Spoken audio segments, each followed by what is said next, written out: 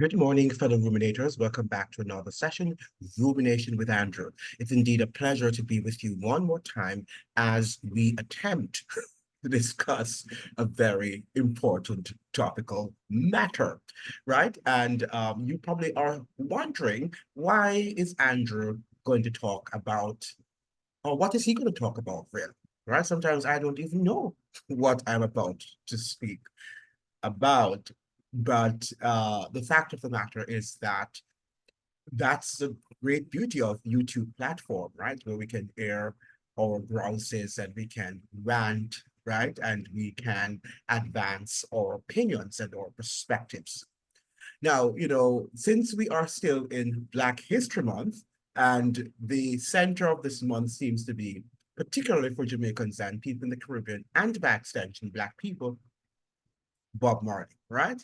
He is this musical icon, this musical legend that we call Bob Marley. And you probably will ask me, well, Andrew, I know that you don't want him to become a national hero.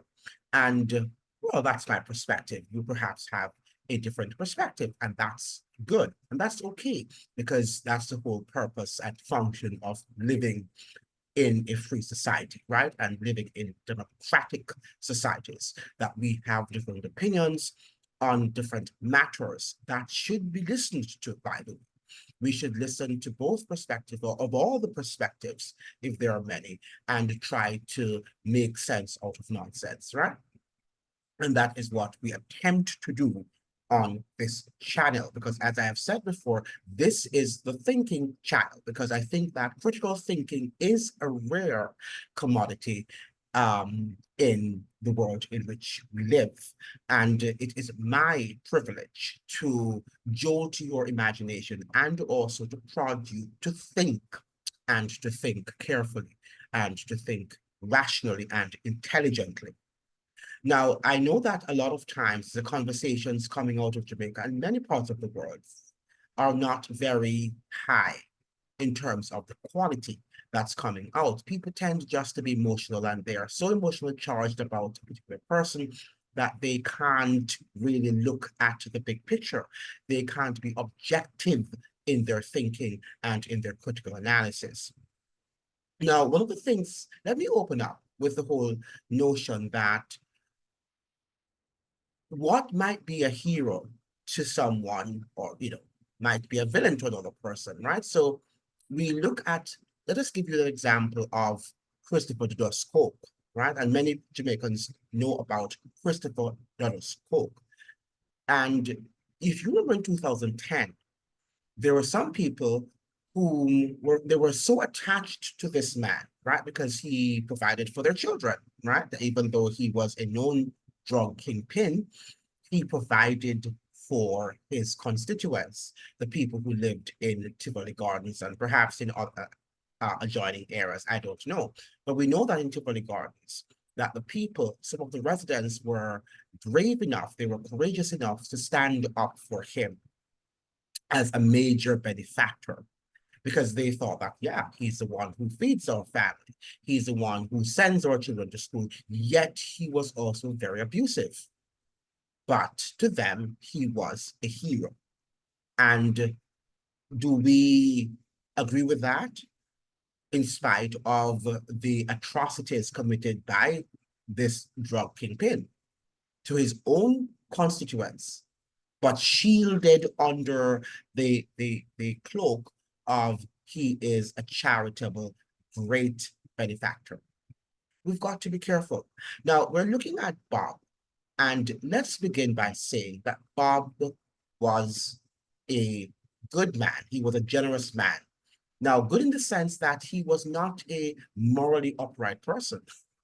And that's a difference we need to understand. But somebody can be good in terms of they were just people who did not mean have any ill intent. I don't think that he walked around having, evil in his heart to commit harm to someone. Bob was just a person, I think his major quest was to do good and to make people happy. But sometimes we also have to be very educated in terms about what makes people happy Sometimes the happiness might be temporary, or the happiness might be permanent, right? We want people to be permanently happy, not temporarily happy. Yes, you can cheer up somebody for a while and that person might be happy temporarily. But, Bob was in a position in which he was an entertainer, a musician, in which that's what music, the purpose of music, is to bring some form of happiness, joy, spark into a person's life. When I sing, for example, a hymn, and the hymn might be very, very old, might have been written from the 17th century, but it continues to add that spark to my life when I sing it. It adds something to the soul, the human soul, that is. Now, one of the things that is amazing as I read the comments about different reviews on the biopic movie on Bob Marley is that Jamaicans are so invested in celebrities that we are not even looking at what our politicians are doing and the economy. We're not invested in looking at the economy and of Jamaica and understanding that our economy is in shatters and nothing is going on for that economy. Somebody sent me a message yesterday.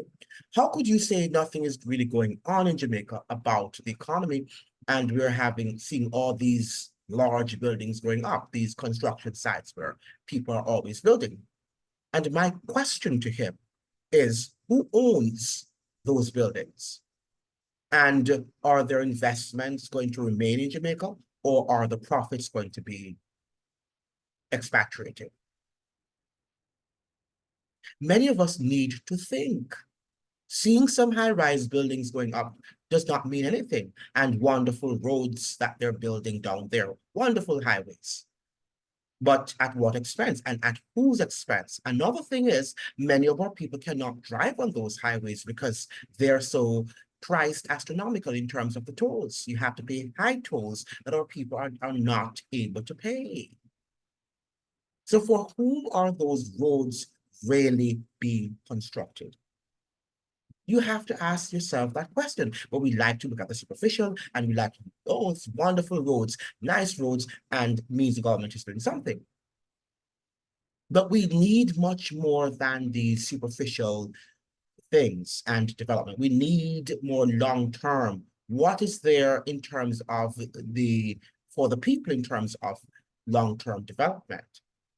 We're seeing these short-term developments that are going to have an astronomical impact on future generations in terms of the debt, because we have to pay back a large portion of debt back to these people who are building the highways, and they're earning, these investors or so-called investors are earning obscene profits from the tolls that they are charging us. But people tend not to want to look at them. But let's go back to Bob Marley. Why are we so much invested in a dead man? Bob Marley lived his life for 36 years, and he lived it to the best way he knew. And he died. Why are we so invested in this person and want to make him our hero? And it's okay if you want to make him individually your hero. And that's the whole purpose of a democratic society. I don't think we should even have heroes in our lives. Well, when I say that, let me, rephrase that. An individual should be given the autonomy to decide whether or not he or she wants a hero in his or her life. Let's look at, for example, the Bible. We understand that the Bible, talks about Adam and Eve being our first parents. They sinned. Now, from Adam and Eve right down to all the characters that are mentioned in the Bible, God presents them as people of clay. They had strengths and they had weaknesses, oftentimes more weaknesses than strengths. But God did not tolerate their weaknesses. He highlighted them so that we can learn from them. And we can see also character traits that we have, which are similar to them, and make amends. A lot of people sometimes like to use Solomon and say, well, Solomon had lots of women. He had many concubines, which he did, and many wives, which he did.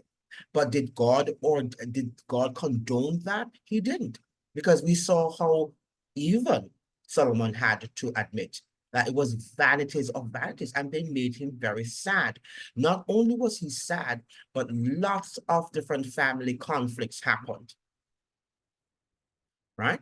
Lots of different family conflicts happened because of his unfaithfulness and the fact that he had all these concubines and and uh, and wives. And one of the primary things the Bible spoke about is that these wives and concubines that Solomon had turned his heart and his love and loyalty away from God. Solomon began by being faithful to God, and then he eventually moved away from God because the wives and the concubines, who were mostly not Jews, turned him away into their form of idolatries. That is what happened during Solomon. And you can say that Solomon was the wisest man at the time.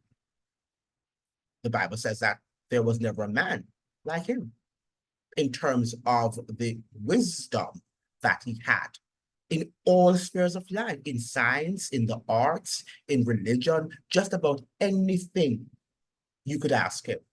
And he would be able to furnish you with an intelligent, rational, and educated answer. That is how wise he was. God gave him that wisdom. That was his talent. But it went to his head, as talents often go to our head, and his head was swollen, right? And he began to praise himself that he is the one who made himself that way, right? So we have to be careful in terms of how we accept our talents from God. Bob had particularly a talent with music, or for music, which he gave to the world and to Jamaica specifically. But the fact of the matter is that Bob, like Solomon, had weaknesses and deficiencies, human frailties that we need to sometimes look at. And that is why the Bible, and I want to underscore this point, that the Bible did not tell us that we should choose any of the characters in the Bible as heroes. They were listed there so that we can learn from their lives. They should be lessons to us. And oftentimes when I used to teach Sabbath school, for example, and you would hear people say, but how did he do that? Or how did she do that? Did he or she not know? A lot of times we do the same things because human nature, for the most part, is consistent. We tend to be jealous. We tend to be envious. We're backbiters. We're, whoremongers. We are all sort of what you call that now, dysfunctionalities that we have. It's a part of this sinful nature, right? Bob's sinful nature is that, let's look at Bob. Bob grew up, right? His father was a British Jamaican man. We understand, I learned, which I didn't know, that this man was actually married at, I think he was 60 when he got married to Bob's mother, and his mother was 18 at that time. And in Jamaica at that time, that was in the 1940s. You talk about 1940s, before Jamaica became an independent society. Interracial marriages were looked down upon. And the guy got married to the woman, but he was going to be renounced. He was going to be rejected by his family. So he decided that, okay, I'm not going to allow my family to reject me, so I'm going to leave the lady, which is Bob's mother, Sedella. Some accounts say that he got a job the following day in Kingston, and he had to move from St. Anne to Kingston. So that is why but many accounts say that it is because Bob Marley's father's family were not in agreement with that marital relationship. Can you imagine getting married for a day and afterwards your husband leaves you? So that already is a dysfunctional family. So Bob was grown up in a district, in a community in which he was what you call biracial. He was a mixed person. Now, on his so-called white side, his family did not accept him because he was mixed. And he was coming from a woman who had not acquired education and any economic um, prosperity or development of any kind. So the family rejected her and rejected the child, because the family rejects your mother, it's going to reject the children. So Bob would have felt that, I am sure, that he was a reject. On his mother's side, they knew also that he had elements of whiteness in his veins. And on that side also, he was a reject. So can you imagine growing up where in your mother's family, you are rejected by her side of family because you look different in some aspects. And then on the father's side of the family, he was also a reject because he also looked different. So I'm sure Bob grew up searching for real love. Bob wanted to be loved because all children want to be loved. They want to be appreciated, and they want both their parents to affirm them as individuals, to strengthen their bonds between father and mother and child. We all yearn for that. And I can say that with the level of dysfunctionality in Jamaica, that does not happen a lot of times. Because one of the things about Jamaica, coming from a slave society, the history of slavery and colonialism, is that we have not yet learned, and this is also a British sort of disposition. The British are cold. They're cold people, extremely formal and cold people. And because they have been in Jamaica from 1655, we have learned that culture from them. This formality. When you get to the middle class, and those of you who don't know Jamaica, and the upper elites, very cold, extremely cold. We're not very affectionate people. We don't like to embrace. We don't like to affirm love. And even within marital relationships, that is also the case, where sometimes you hardly hear or see wives and husbands being affectionate, because this is the culture.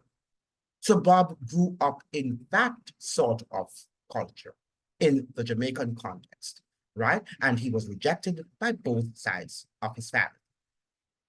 Can you imagine the pain? His mother was already rejected by the father, and I'm sure she must have told him stories about his father and why his father had left him.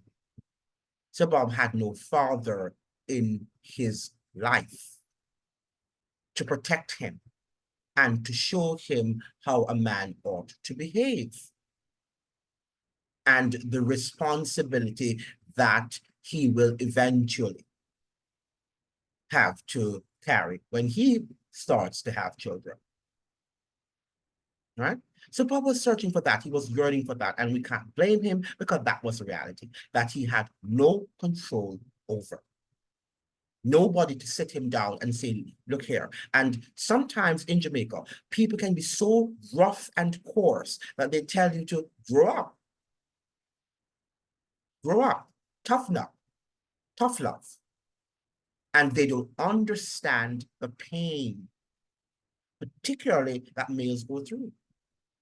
And that males are likewise human beings. We might not be emotional as women are, but we also have emotions that need to be taken care of, that need to be guided. Right? So Bob was a sad person. And music was like a balm to his soul.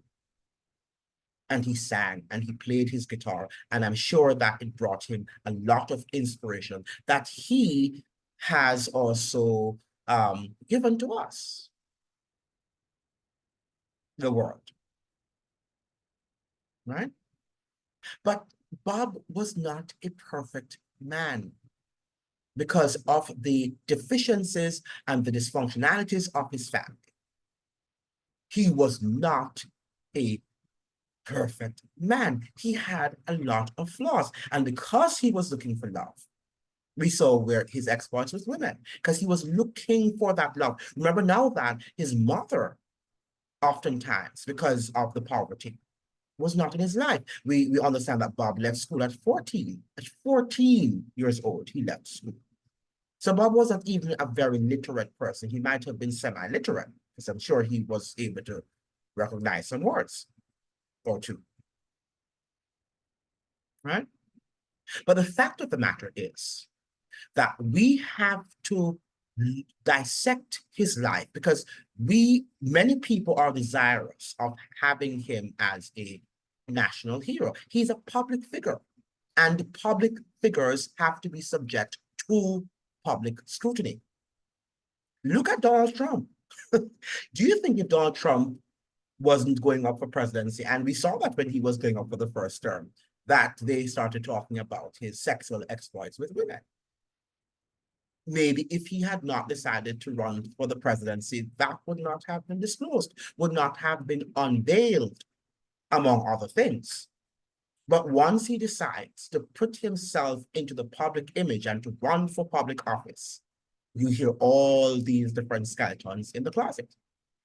Because that is what it's all about. Whenever you decide that you are going to run for public office, or somebody's going to elevate you to a certain level of society as being a national hero, then you have to stand up to public scrutiny. And lots of Jamaicans are not ready for Bob to stand up to public scrutiny, because guess what? He is the face of Jamaica, and it's almost like if you take away the face of Jamaica, there'll be no Jamaica. But what is the face of Bob Marley to the world? Apart from the fact that he sang some great songs, what is that image? We know the image is one that he was a marijuana smoker. He loved it. He thought that it gave him wisdom and that there were healing powers in that herb. He thought so. That was his religious beliefs and perspectives. Right? We can't knock the man for that. That is what he believed in. And belief kills, and belief cures. The fact of the matter is that Bob, too, because of the constant smoking of marijuana, was constantly in an altered state of consciousness. He was always high. And there were just few times that you heard him speak anything that made sense. His music made more sense than his oral conversations or interviews done with people. It was very difficult to really say or to understand what Bob was trying to communicate when he was talking in generally speaking, right? But his talent was music, and we gave him the props, and we should continue to, to say that, to acknowledge that he gave the world some good music to rock to. But that is not, those music are, the music that Bob saw, the songs that he sang are not going to transform our societies. They're not going to be transforming and cannot transform our societies. Because when we talk about transformation, we're talking about the heart. The songs that he sang could not transform his own life. Because even though he sang them, he lived in pain, emotional pain, psychological pain, until he died. Because that is why, as we opened up and say, he was with so many women, because he was seeking that love that perhaps his mother wasn't able to give him, and he did not get from his father. So he was constantly seeking love and affection. And perhaps he was looking to these women for some form of motherhood, because some men never grew up because they didn't have their mothers in their lives. So they don't know what a mother's love is all about, and they yearn for that. Look at Michael Jackson. and the fact that he never grew up because he never had a childhood. And he kept on yearning for that, yearning for his childhood. And even in his adult state, did things that children do because he never had a childhood. So it's very important for parents to understand that their presence in the home is very important. Let me repeat that.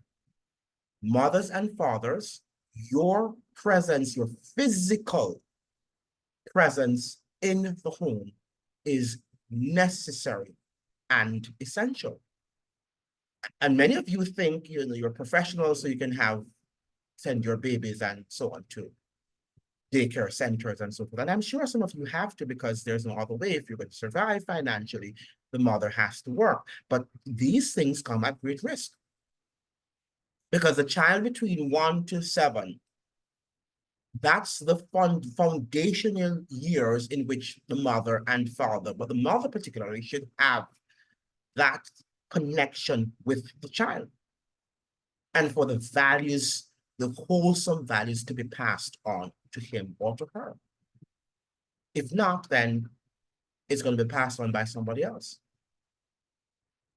by the teacher, by the friends, by the community.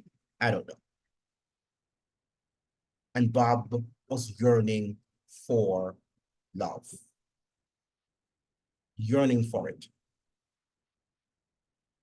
But the fact of the matter is, he grew up, and you've got to sometimes come to grips with the reality, which he did not come to grips with. And I think that was one of the reasons why he smoked the marijuana, because he also wanted to escape the realities of his painful life. He just wanted to escape. And many of our young people were on that marijuana also, that, you know, plant. If you speak to them also, they will tell you that they are pained, that they're suffering from emotional pain, and they just want to escape from that pain that they're suffering from.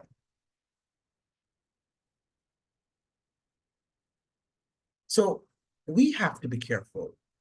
One of the things I don't like about our society also, we have different rules for the upper elites and different rules for those coming from the lower stratum society.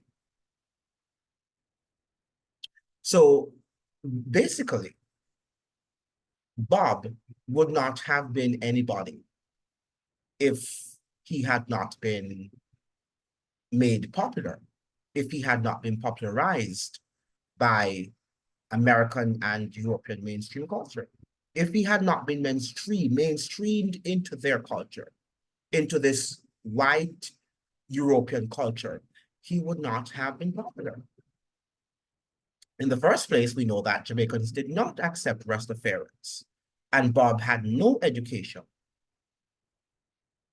And Jamaica is a very classist society. Many people don't understand that there is a certain, I don't know if there is any other country in the Caribbean which is as classist as Jamaica is.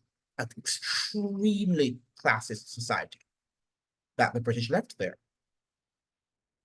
And it seemed to me that the order that was left by the colonial masters is the order that is still there. And it's very difficult to elevate yourself. Once you are in a particular class in Jamaica, it's very difficult to have that upward social mobility. Very difficult.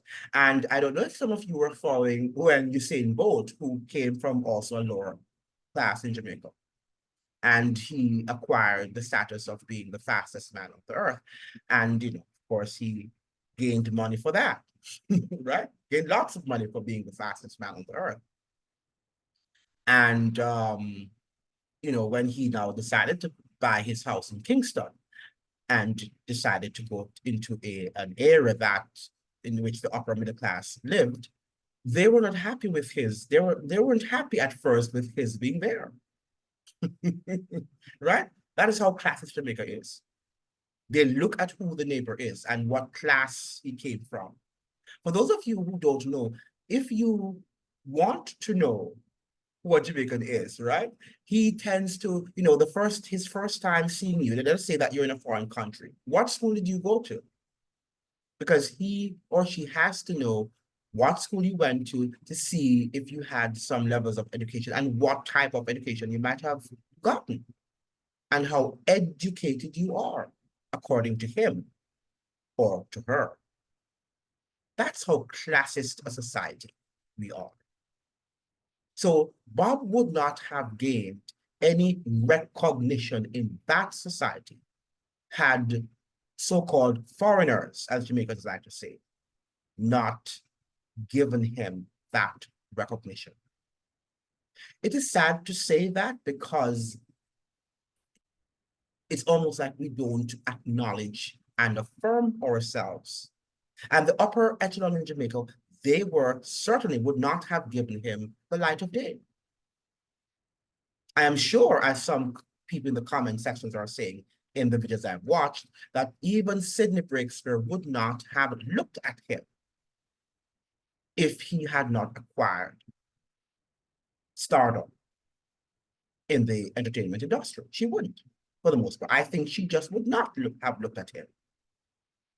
But because of his stardom, and she says that to some extent, where she says that who would not want to be connected with a man, the greatest legend to have come out of Jamaica, perhaps in the next 100 or 200 years.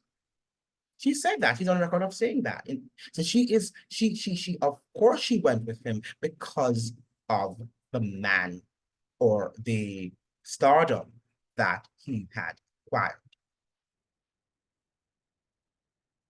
Now, women, you don't like for other women to be in a relationship with your man, whether you're married to him or not. You just want to claim that man is your man. Isn't that so? Why would you, therefore, endorse Bob's sort of sexual escapades with other women? You seem also to find nothing wrong with what Sidney Breakspeare did. And for not all of you, most of you seem not to have any qualms about it. And I'm not saying now we can't change what Bob did, because Bob is already dead. What we can learn, as in the Bible, we can learn lessons from what Bob did or did not do. And we know that Bob was sexually promiscuous. And one of the consequences of being sexually promiscuous is that you're going to have lots of dysfunction in the family. Do you know when you have two parents, a mother and a father, and they're married, and what it means when you have or you see somebody else that says that, oh, your father is also my father? Do you understand the emotional pain that comes with that? Especially if you did not know that your father was seeing another woman. It brings a lot of, it is emotionally disturbing and emotionally painful, and it scars you for life. It leaves a scar on children for life. Right? Of course, it depends on how it's handled too, because there are some parents who handle it well and they try to deal with the situation as best as possible. In most cases, it's not handled very well. First of all, females become very, very toxic to their men because, females are emotionally attached to their man. And when that emotional attachment is impacted negatively, then they behave in that toxic manner and do things sometimes which they would not have done had that situation not occurred. So I am not understanding why a lot of females out there are defending Bob's behavior and Sydney's behavior and any of the women who went with Bob. Sydney Breakspear also lives in Jamaica, and she understands the level of violence that we have in society.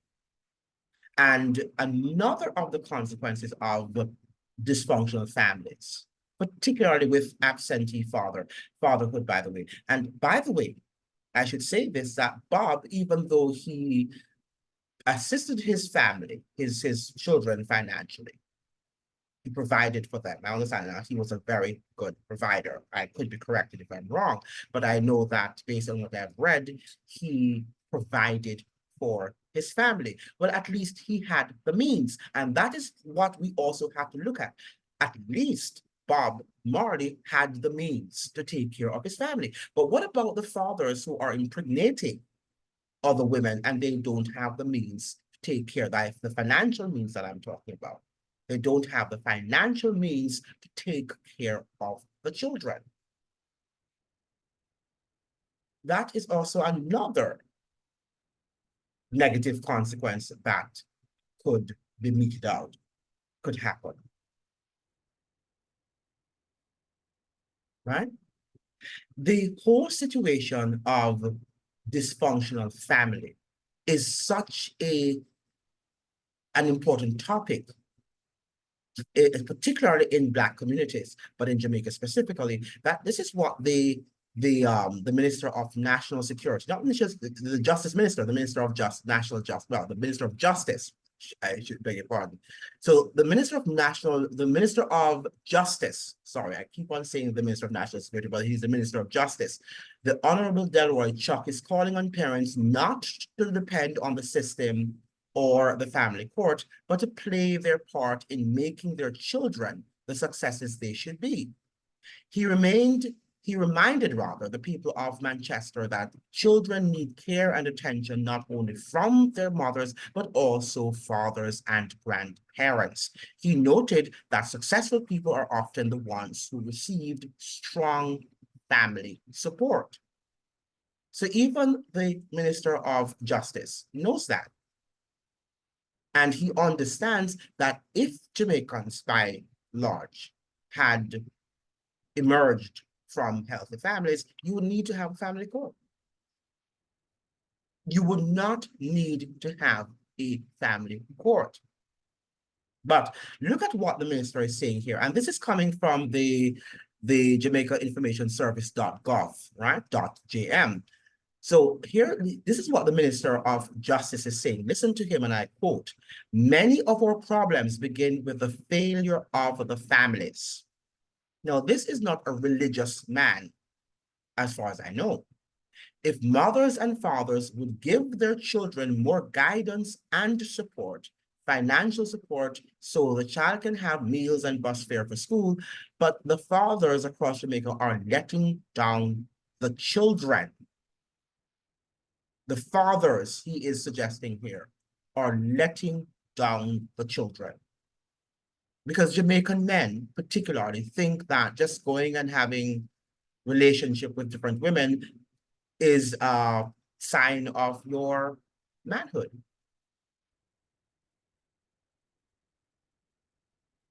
Right?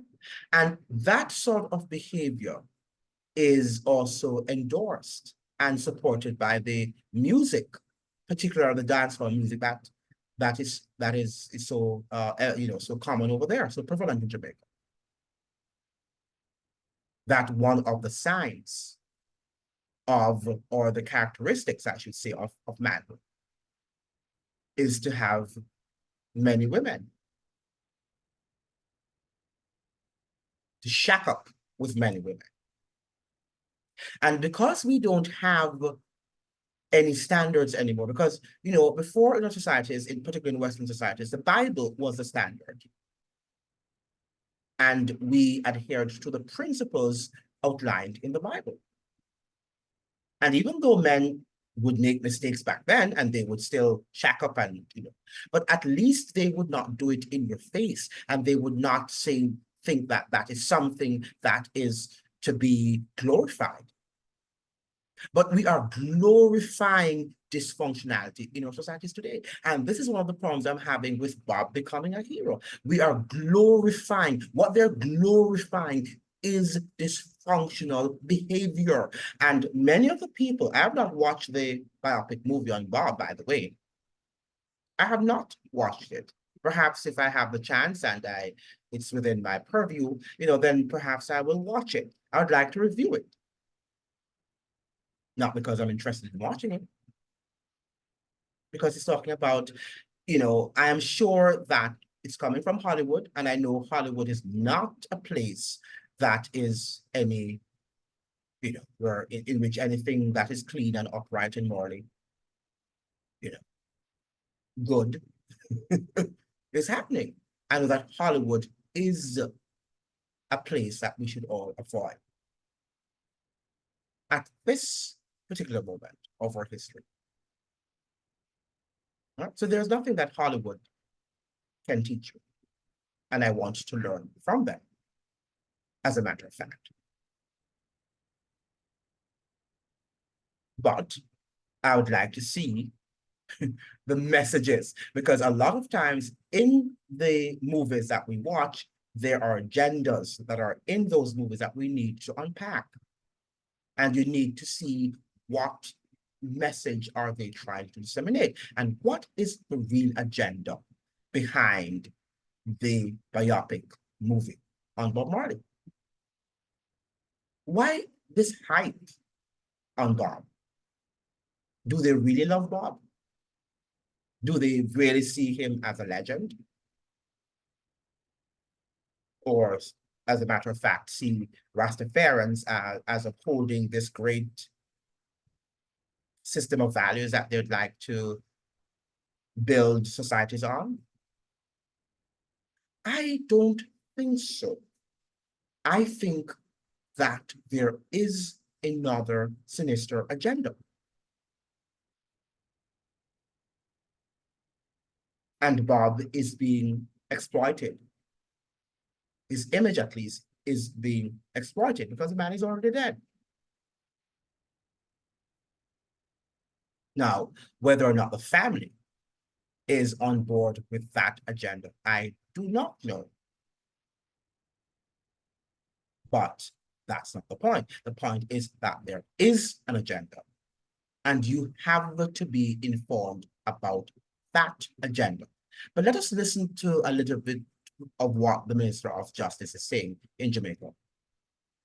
The Justice Minister said child abuse is often a result of parental neglect and dysfunction, and it must be prevented because children who are abused frequently become violent and resort to gangs where they find comfort. Successful children, he noted, had mother and father behind them at all stages of their development, from early childhood to tertiary education. And that is true. That is true. People like Bob Marley didn't have that. At one time, he left St. Anne when he was 15, I understand, went to Kingston. He lived in this ghetto community. And I do wonder sometimes if Bob, was still alive, or if he had been born in this era and had under the same circumstances, what would have become of him? Because Jamaica has gotten worse. Jamaica has gotten worse. And one of the reasons why we have deteriorated is because we have given up the foundations of Christianity, of biblical Christianity. We have given up that foundation. And we're looking to another sort of religion or spirituality, if you will. Even though we pretend to be praying, always praying, and nothing is happening. The murder rate continues unabated. And the dysfunctionalities of our families are palpable and disturbing, to say the least. Now, Bob, when we look at his family and you look at Rita Marley, who said that she had to evict women out of Bob's rooms, out of his room a lot of time, because Bob constantly was bombarded with these women and who wanted to sleep with him. And she would sometimes have to watch women going to his room, going to be with her husband, and she was not empowered to say anything. Now, this is the national hero that you want in your lives. And nothing is wrong if you wanted him to be national hero, but you would acknowledge that that is a dysfunctional behavior and that is not a behavior that we want to glorify. But you want to glorify it because Hollywood and because Europe and because Americans decide that they want to make him this hyped Jamaican icon. Right? Because there's nothing about this hype. Yeah. And we're not suggesting here that the man did not sing some good songs. From a worldly perspective, as I told you, yes, he sang some good songs. Are they inspirational and transformative? You will decide that. You will decide that. If Bob Marley's songs were inspirational and transformative. My question to you, why hasn't it transformed the world? We know that he sang at a peace concert in Jamaica. I think, was it 1978? He sang at the peace concert. By the way, were there two peace concerts in Jamaica? There was one time when he was, shot at and he left Jamaica. And I think he spent 2 years in, did he spend 2 years in England? One of the things I learned yesterday from Rita, listening to an interview with her, is that Bob, after he was shot, he sent her to be with his mother in the United States, I think in Delaware or in Miami, I think the mother was living at the time. And he went to England. And guess who was in England at the time? My understanding. And I hope I'm right. If I'm not right, you can correct me, anybody in the who's viewing this video. But Sidney Breakspeare was in England at the time. So here's this man's, having been shot, and he's sending his wife to America. And then he's going to England, sending his wife with the children to America. And yet he's going with his boys to England. Weird. Weird. I do not know how much time Bob was able to spend with his family as a father. Because one, he was always busy with his music, right? He seems to have traveled extensively. So he would not have had a lot of time to spend with his family. And then he had all these relationships. We talk about Cindy Breakspeare a lot because she's the one who constantly makes herself visible. I don't know why Cindy has to make herself that visible all the time. Remaining in the quiet, we know that you were one of his lovers and that a child came about as a result of that relationship. So what is this thing or need to always be there in the public? Because he had lots of other women. Bob had 11 or 12 children, and he died at the tender age of 36. Very young age. And at that time, and possibly could have had, we don't know, maybe he has more children. And Bob's children are very difficult to hide because, as I've always said to people, his genes are so strong. Even his grandchildren resemble him a lot. Right? So it's very difficult to hide the children that Bob, irrespective of their skin color, just has this Marley look. Right? And that is what it's all about. But the fact of the matter, and I think that women need to elevate the standard. You are the matriarchs of the home, and you cannot sit back and say to me that Bob is your national hero or a hero in your life, looking at the lifestyle that Bob lived.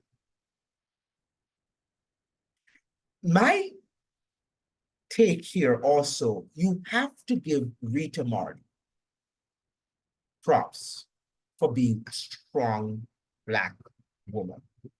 What a woman she was. And I don't know what agreement she had with Bob. We don't know. We don't know what secret agreement they had. If Bob initially told her that, he was going to be with a lot of women, it was a polygamous relationship. I don't know what agreement that they had when they got married. We just don't know.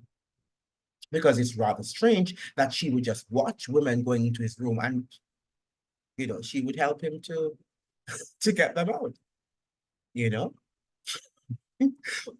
Which woman does that? Right? Weird. That was strange.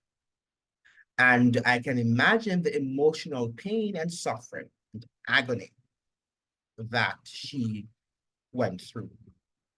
Another area in which I credit her is that she is not a violent woman.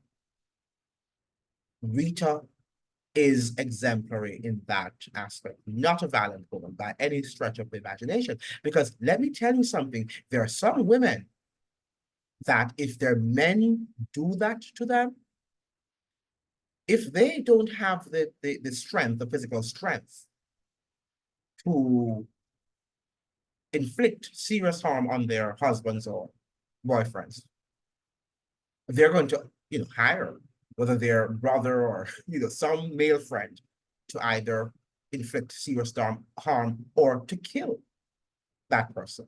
And I think some of the murders that are taking place in Jamaica at this present moment is because of infidelity, is due to infidelity.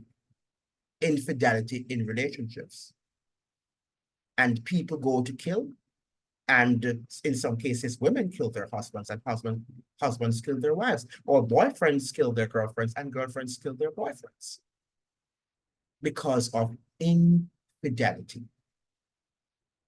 Look at the Bible. When we look at the Bible and we see the level of polygamous relationships, it is sickening. You just want to read the story of Jacob, and you see the pain that he himself as a father, because of his involvement in many relationships, having children with different women, and these children came out differently, and they were jealous of each other. And at one point in time, he almost lost his beloved son, Joseph, because of envy that was so, firmly planted in his family. We have to give the Marley family some credit here in terms of, we have not heard, and perhaps it's due to Rita, I don't know, but we have not heard of serious divisions in the public. You have to give them credit for that. I have not heard of any, ill intention among them. And I'm sure there is, but the fact is that it is controlled. And that is good. They've been able to keep that down because, with 11, 12 children, and the fact that their father left quite a bit of money, I'm sure that there are misunderstandings, that there are divisions, there are arguments, there sometimes are probably physical combats. We don't know. Haven't heard about that. And I think you have to commend them that they have kept those things under the rug. But if Rita were a violent woman, perhaps Bob could have died before his time too, way before he died at the tender age of 36.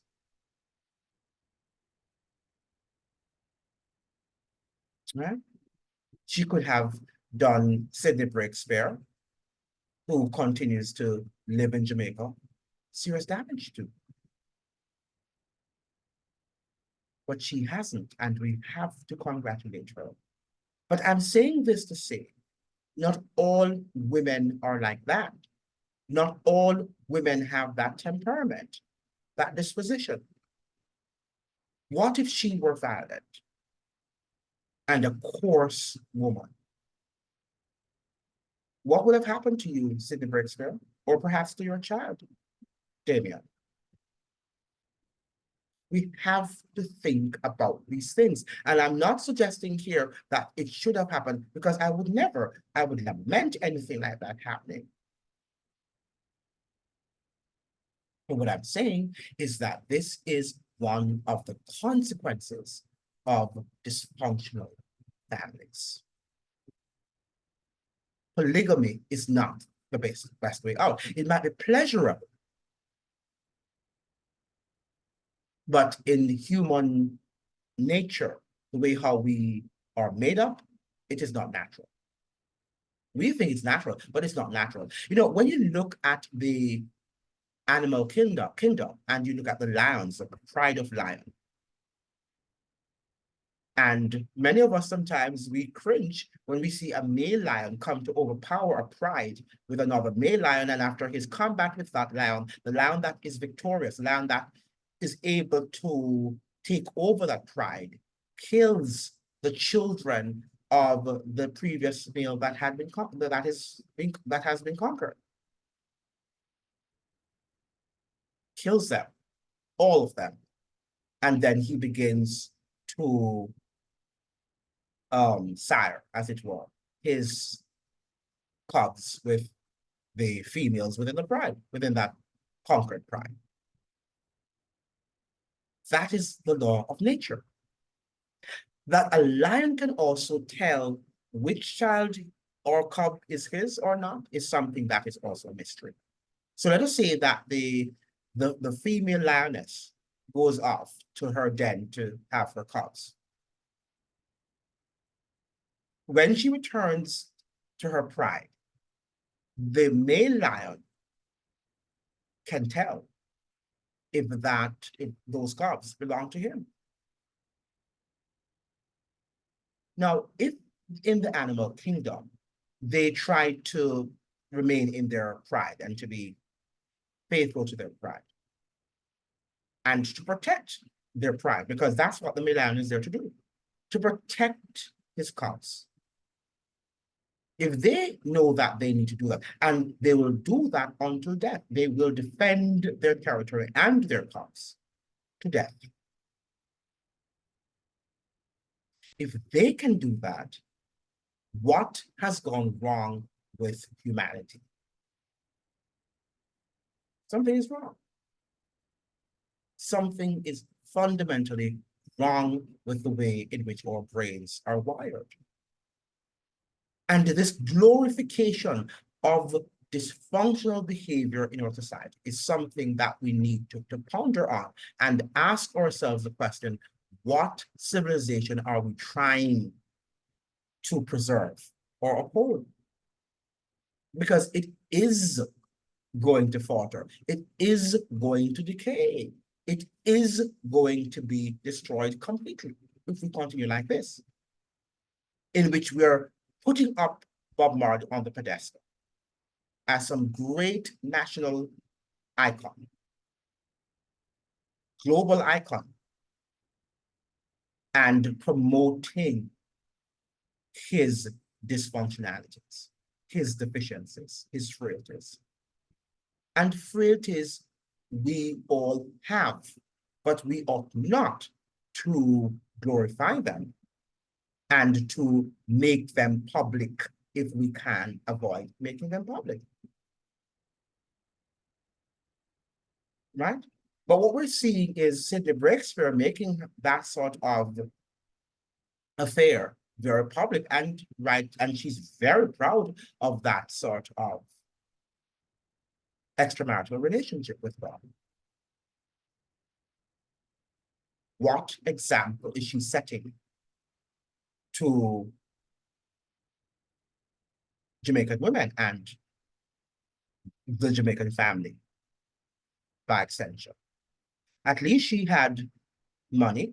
She has beauty. She was married how many times? 3 times, right? And she was able to take care of her children. Bob was also able to have taken care of his children because he also had acquired some money.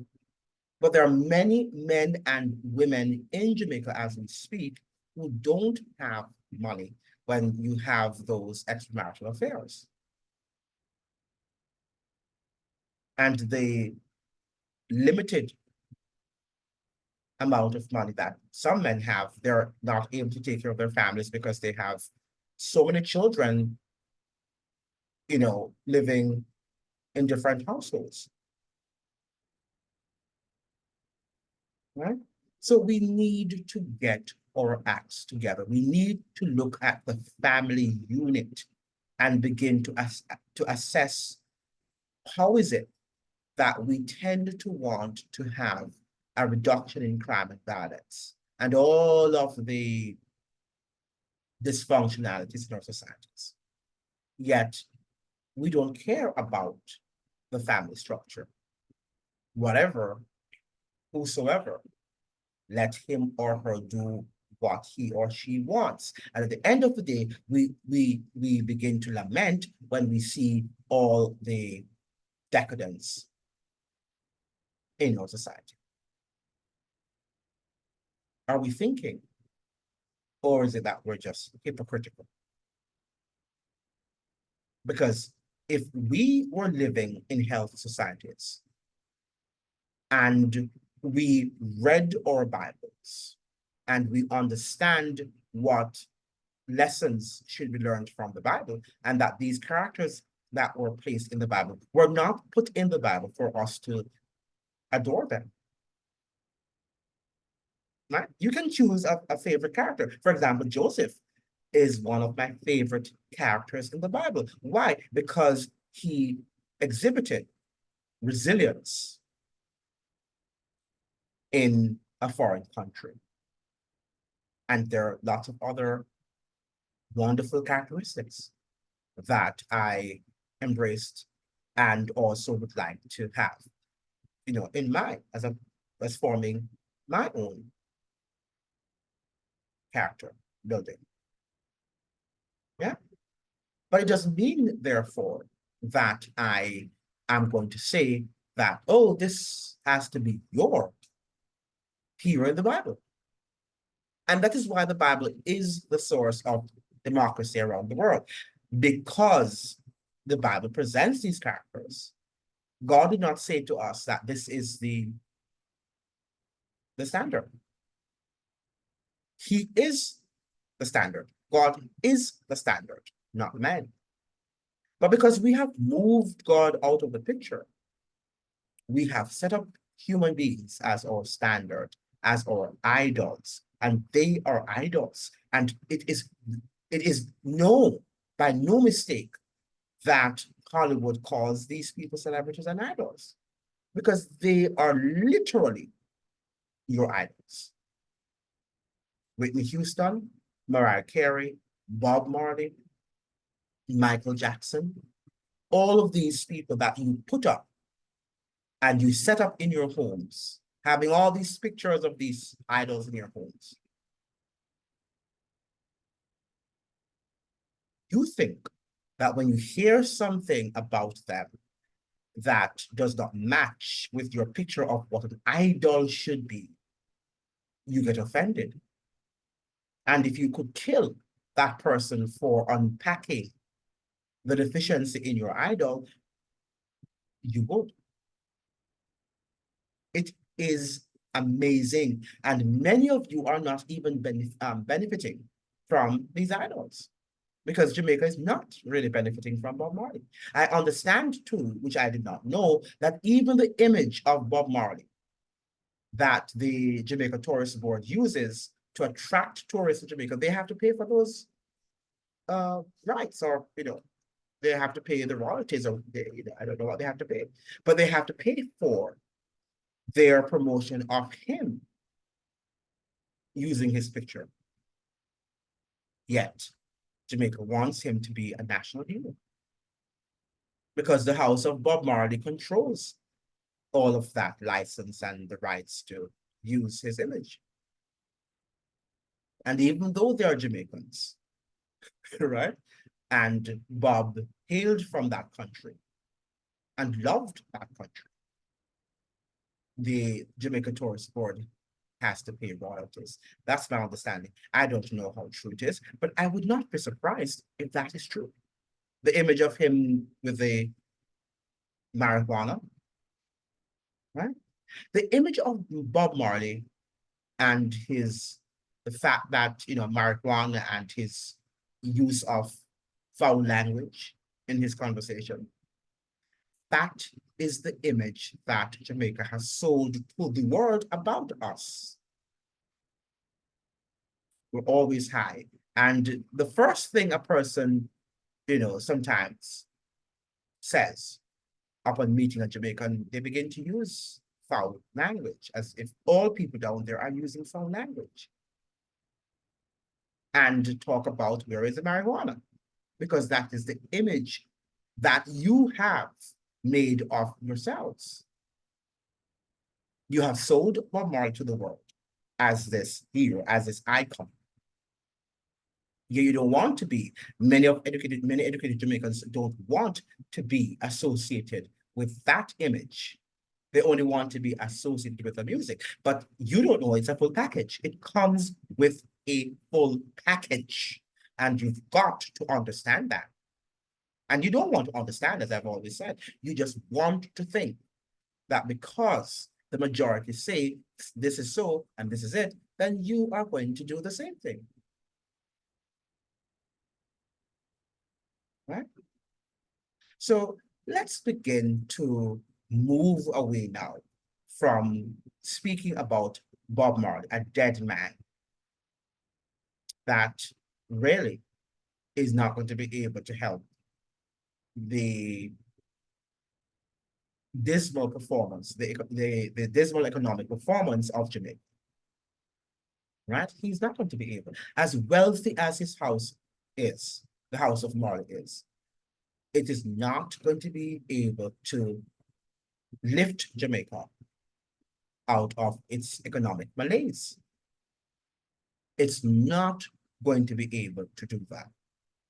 Another thing, no matter how much Hollywood or the world promotes him as this great international Jamaican idol, he's not going to help us in terms of uplifting the standard of living in Jamaica. He's not. So we need to spend more time and effort looking at the economic situation and policies in Jamaica and trying to formulate something that is viable, something that is pragmatic, something that is workable, solutions that are workable to solve our economic problems in that country. We spend too much time, devote too much energy, expend too much effort into cultural artifacts and cultural icons that really are vanity. That's what the wisest man that has ever lived said, Solomon. Vanity of vanities. That's what it's all about. Bob Marley, Whitney Houston, Mariah Carey's, Michael Jackson's, and even some of the icons, that the civil rights icons that we tend to put up in our lives, the Dr. Martin Luther King Jr., the Malcolm X's. These are men and women like you and I. Yes, we can look at some of their strengths and we can say that, yes, I admire these strengths, but we ought not to put them up on pedestal where we begin to idolize them and they're canonized like you have in the Catholic Church, because that's what is happening. You canonize these people and make them into deities, to demigods. And then when people talk about their frailties as human beings, as people of the dust, you get offended. You get offended because in your eyes, they are saints when they're not. That is very, very sad. And I think we're moving away from the virtues of the Protestant Reformation, where we should have faith only in God, faith alone in his word, and not in people. But now we have faith in science, faith in politicians, faith in technology, and faith in our celebrities and idols. And we've seen during the health emergency, they will disappoint. And sometimes they perhaps will kill. Right? It's time for us to wake up and stop talking about individuals just because we love them and we idolize them. Let's talk about them because we have lessons to learn from them, lessons from their strengths, from their weaknesses, and just from their common everyday human foibles. Thank you so much for joining. I look forward to seeing you in another chat. All the best to you.